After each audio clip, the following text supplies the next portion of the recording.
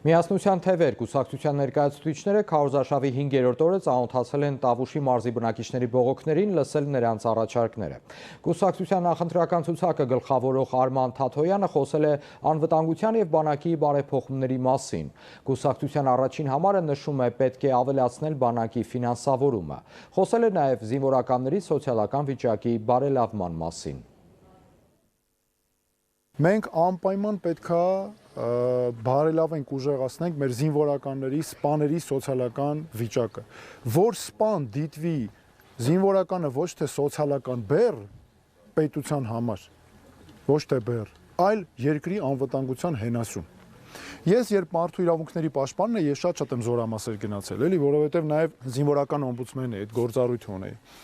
Մեր սպաներին այցելում էինք, մեր սպաները ինչ էին հաճախ ասում, սոցիալական հարցերի մասնագետել էինք տանում, գյուղատնտեսության հարցերի, ինչի, որովհետև շատերը վարկերի տակ էին, սպան նստում էր իրար հետ քննարկում էինք, փոխանակ զինվորական հարցեր քննարկեինք շատ, այդ մարդը քննարկում էր, դե մարդը երեխեք ունի վարկերի հարցը, ոնց դա, գյուղատնտեսության հետ կապված եւ այլն, այսինքն դու նման վերաբերմունքի, եթե սպային արժանացնում ես, զինվորականին առհասարակ, այդ զինվորականը ոնց կարա առաջին հերթին ինչ էլ անես, չէ, չի կարա ամբողջությամբ կենտրոնանա զինվորական գործի վրա։ Մենք պետք է բացահայտենք, մի անգամից բացահայտելու ենք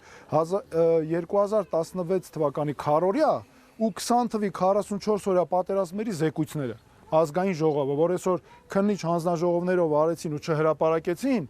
մենք այդ բացահայտելու ենք։